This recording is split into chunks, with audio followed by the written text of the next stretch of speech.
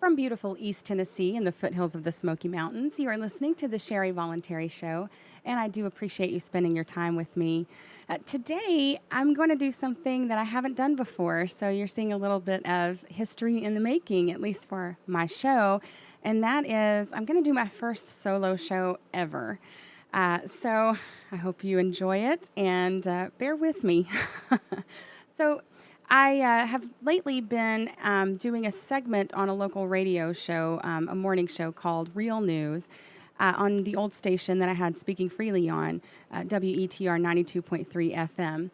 And that's been a really, really great time. I've been enjoying getting to talk just flat out about anarcho-capitalism to the, normies in town. And Grant, the host, has been really wonderful, and it's been a lot of fun. Yesterday, we had the opportunity to interview Jordan Page and Angela Clemens about Shaeffer Cox. And many of you will know he's a political prisoner.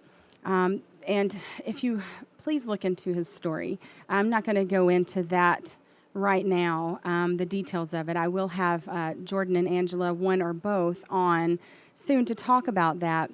But what I really wanted to say about it was that I would encourage you all to get informed about what happened to Shaeffer. And, he's a voluntarist, just like many of us are. And I feel like it's my duty to speak up about it. Now, that's a personal feeling. I'm not saying that's something that you have to feel as well. But I feel like if that happened to him, that it could happen to anyone like us, people who speak out against the overreach, the government, period. And I just want to encourage everyone to get the word out about that. Let's get him out of prison if we can. It's just deplorable what's happened to him. He has been absolutely railroaded, and I think that many senators have said as well that they think this is deplorable. What's happened to him, the state court threw it out. The feds took it up because they wanted to get him. And if even, the statists are saying that, I think that, that's, it's a terrible travesty that he's in jail in a black site prison. And also that if they want you, the government, that they will get you. And the laws are not for them, they're for us. This is just a great example of that fact, and I think everything that has happened in this story, and this real account, has illustrated that the lawmakers don't believe that the law is for them. The political elite and their henchmen just step around the law when they want to, or they use it to get other people to go along with what they want. And they say, well, they do all this sort of maneuvering and shady business, and then they say they do some things in accordance with technically the law, and they are able to get most of the regular folks out there to just go along with it and trust it. And so I think it's just for show. It's an appearance of propriety, and really there's a lot of impropriety going on there. So that sort of brings me to another topic, and that is there's a term I've coined, and it's Christo-statists. And especially in my area here in East Tennessee, we have a lot of Christians. It's a very conservative, it's a very Republican area, and Christian area. And oftentimes I hear a lot of arguments for things like what happened to Shaeffer, the war in Yemen, things like that, and they will just say, if they had just complied, then he wouldn't be in the situation he was in. And they back up just the most vile things with religion. And I just want to encourage you all, whether you are religious or not, to really gain an understanding of the arguments that help to break down that sort of Christo-statism. Because most of the people in the country, I think the last estimate I read was 85% of people in America, they consider themselves Christian. So that's not a battle I want to fight with people. I don't care if you're Christian or not. I want to get rid of the state, and so that's the battle I want to fight. And the more I can talk to them in their own language, the better. And I think that's the case with you as well. So I would really encourage you to do that. And one of the main arguments that they seem to make is this idea that America is, the greatest country in the world, and that it's this city on a hill, right? They use religious language to really buttress their political positions, and they use their Christianity to buttress their political positions. Well, I know that in my time as a religious person, that is absolutely not the way that it's supposed to be. You're supposed to be a Christian or Muslim, whatever you are, first, and then, if you're interested in politics, play that game. But I think that's really what we have to do, is hold a mirror up to them and call them back to their own principles, the principles that they claim to live by. And, Jesus Christ, for the religious and those learning, he came and he fulfilled the law. But many Christians talk about the way that the way that the United States should behave in the world. They talk about it in terms that are like Old Testament terms, with vengeance and, eye for an eye type mentality. Well, Jesus Christ came and fulfilled the law. And he said, do unto others as you would have them do unto you. He said, love God and love your neighbor as yourself. And on this hangs the whole of the law and the prophets. So he sort of set a new paradigm. And I think many Christians need to be reminded of that it's not loving our neighbors in Yemen to support Saudi Arabia and the war there, the terrible humanitarian crisis that's going on, for any political gain. I hear people make that argument that, well, we have to do this. We have to stay in Yemen. We have to stay in Afghanistan. We have to finish things there. Why? We don't. We have no business being there. And especially if you're a Christian, knowing all of the terrible things that are done in the name of the United States, in the name of God, because there is a lot of civil religion, and people have sort of adopted and mixed in their religion and their patriotism. And that's a really, really dangerous thing to do. And, another thing that I hear people talk about is Trump, and that we're going to stay in this. And yeah, he did veto twice, pulling out of Yemen, but he's playing 3D chess, right? You hear that a lot, 3D chess. And I have two things to say about that. One is, why in the hell would you play with your freedom like that? Why is that okay? No man, and I think many Christians would agree with this, no man is worthy of that kind of power. And yet they treat Donald Trump as if he is some sort of religious figure. And we all know, I knew many religious people during the election cycle, before the election, that didn't really care for Trump. They were like guys like Huckabee, someone more religious. And yet, when he got the presidency and he won, all of a sudden he's become their poster child. And, there were a lot of angry calls to the station when we first started doing this Voluntary Tuesday segment. And people wanting me kicked off the station because they said I was anti-Trump. And the owners of the station, who are great guys, said that they want this to be a conservative radio station. They want it to be conservative talk, and that we can't be anti-Trump. And, my argument is I'm not anti-Trump. I'm anti-president, period. I'm anti-centralized power. And so I don't think that it's wise in any situation to give your power away. Just to say, well, he's playing 3D chess, so I'll let him do what he's going to do and play with my freedom like that. You don't play with your freedoms. You don't play with your rights. You have them and you respect them. That's it, period. The other thing is that as Christians, it's just such an immoral stance to take. I think that, like I said before,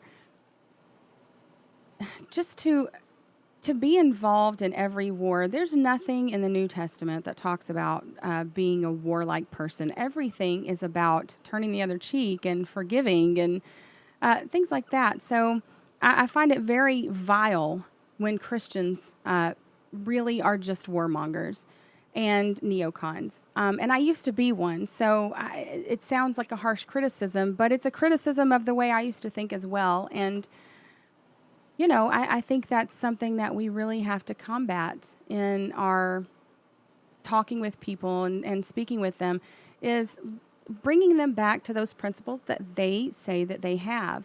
And thou shalt not kill is one of the things, which means murder, not self-defense, but murder. And I believe that it's pretty clear that we are committing murder. They like to have it done as a war, because most people will excuse that. But, Iraq didn't come here and bomb us. They didn't have weapons of mass destruction. And even if they did, so what? The United States has tons. We have more nukes than I think any other country on the planet. So why is it that we think we get to tell whoever that they can't build the weapons necessary to protect themselves as well? So I think there's this sort of American hubris that is really prevalent in especially the right. It's there in the left too. But I have a bigger problem with the right, and I probably have more ideological agreements with the right. But at least people on the left, I've found them to be more honest about what they believe and who they are. A socialist will tell you they're a socialist. A commie will tell you they're a commie. A Republican will tell you they're a freedom lover, and they're not. They mentally ascend to the principles of freedom. They don't actually believe them, because when it's time for the rubber to hit the road, they just give up those principles. So those aren't principles. It's just mental assent. And I know a lot of people feel this kinship to the right. And I can say I did as well at first. But the more I've thought about it, and the more that I've been exposed through the radio shows to the public, the more I see how vile that really is, because they really believe libertarians are Republican light. Republicans believe that. And I've been told by every politician that I've ever interviewed, I'm really a libertarian off air. And I'll question them a little bit. I'm like, no, you're not. You're not a libertarian. You don't understand libertarian values. And it's not just people who like to smoke weed and their guns and things like that. So I really encourage you to hold up that mirror to conservatives especially, because they claim to believe those things. And that is a great starting point to really let them see that they don't believe the things they say they believe. And if they're going to play with their freedoms by even, when it's their guy, when it's a Republican in office, and President Trump has done some good things, some deregulatory things, but he's still not, a great guy. It's not a great position to be in, to have that much power. And I think if they're going to play around with their freedoms like that and just give over, knowing that once you give power to the state, it's very difficult to get it back.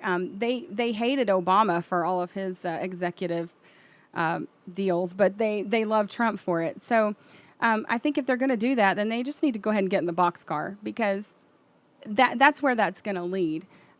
You can always, say that someone's doing this behind the scenes and he's really doing that, but I have to take people at face value. I have to take them at what they say, and what the things that he's doing, like staying in Yemen, or saying we're going to pull out of Syria because there's no treasure there, or the bump stock ban, or especially when President Trump said, take the guns first and then due process later. That, to me, even if all of my Republican friends have made every excuse in the world for President Trump for saying that, And even if that's the case, even if that is an accidental thing he said, it shows he has no understanding whatsoever of the principles that we would hold dear and of due process and why that's so important. So, again, I've said it before that freedom and comfort and freedom and safety, they're not synonyms. Just because you're free doesn't mean you'll be comfortable or more safe, but you will be free. So I'm willing to do that. I'm willing to have a little less comfort and a little less safety if I must in order to have freedom, because that gives me the best opportunities to have the best life and gives my kids that. So that said, coming to children, I was asked recently, I posted a picture of my son and myself. We do these Walmart runs, it seems like pretty frequently on the weekends, late at night. And I posted a picture. It was my son and myself, and he took the picture, and he had his phone. He used my phone to take the picture, and he has his phone, and he had a picture of Karl Marx on my shoulder.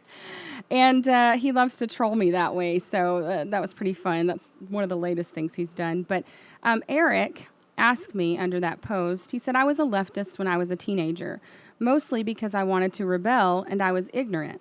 My wife and I do not have kids yet, but when we do, we want to instill the ideas of liberty into them, but I'm afraid of them rebelling against it like teenagers do with their parents.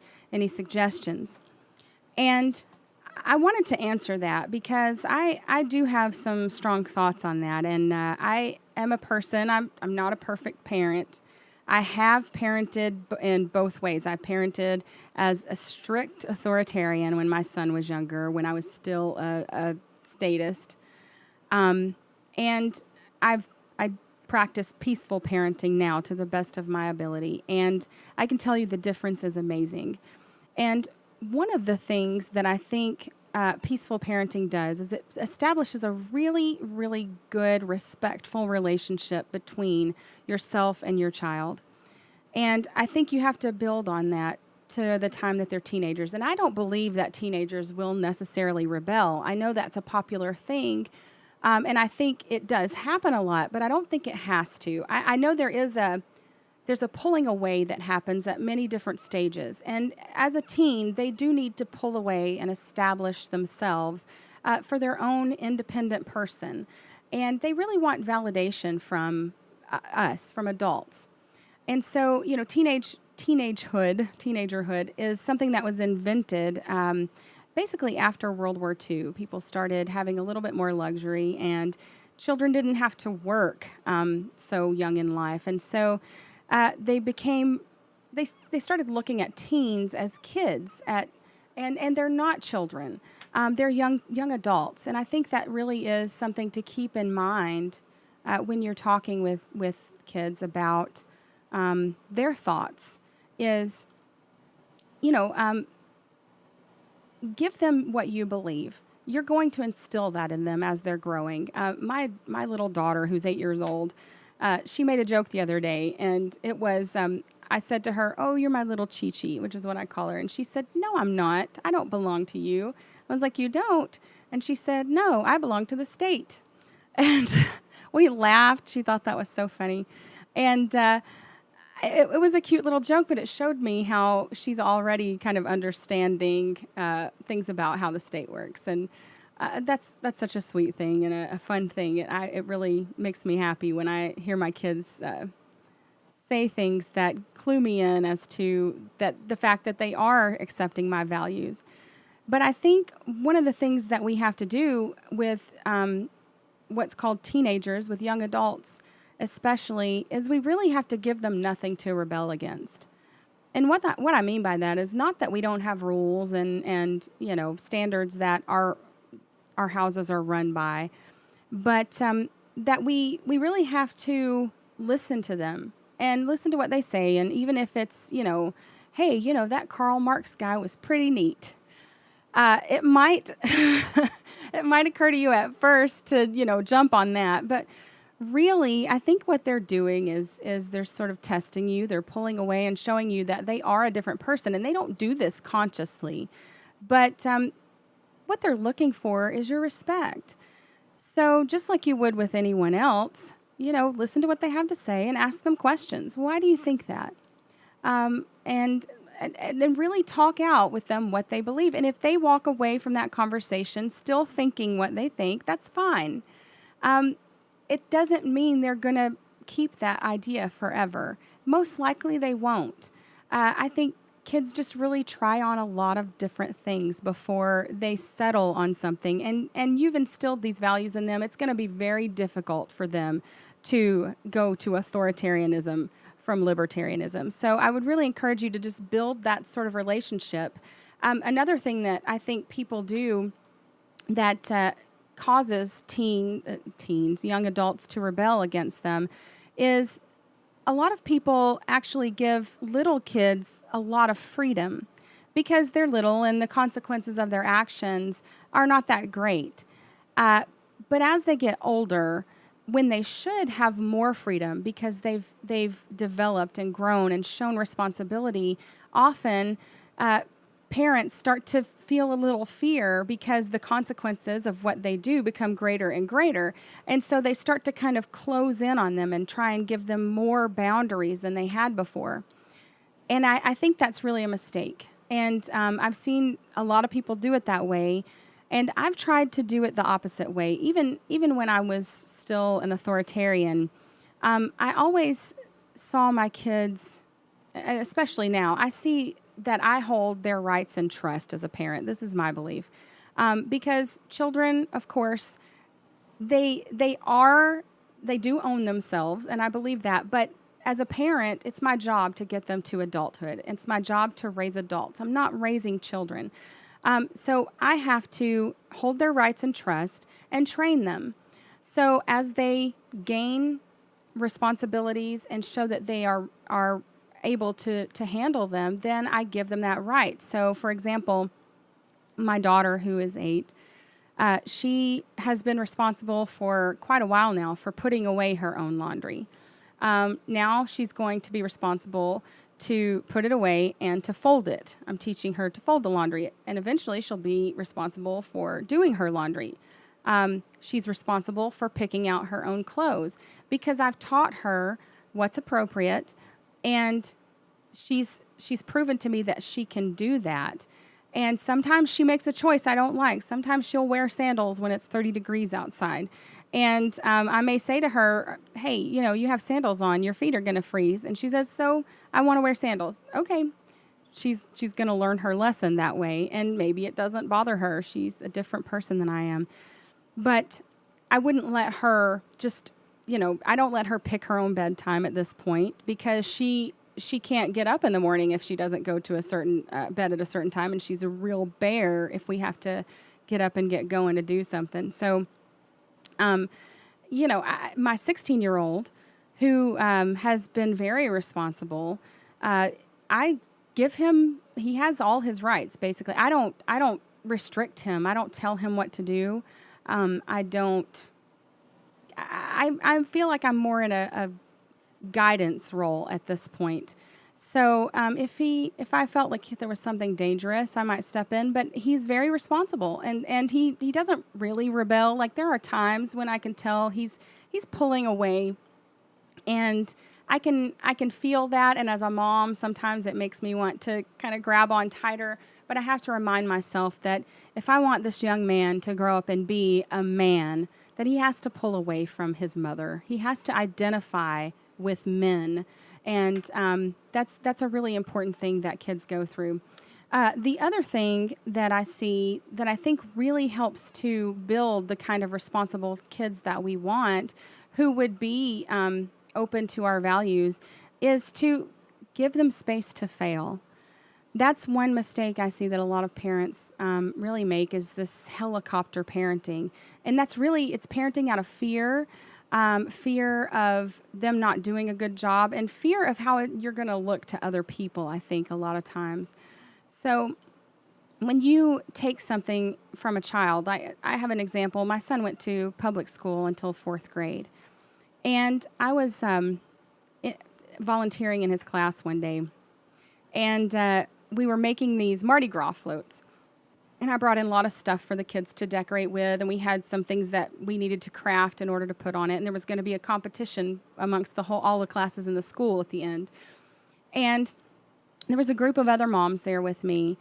And I noticed that this one mother in particular, she kept taking stuff from her daughter and doing it herself and saying, "Oh, let me do that, honey. Oh, let me do that, honey." And I walked over to her, away from her daughter, and I said, "Hey, why don't we let the kids do this? I think this really needs to be their project." And we had a few words over that, but she backed off, and we finished the project. And, you know, our kids in that class were the most proud. They had the ugliest float, but they were so proud of it because they did it.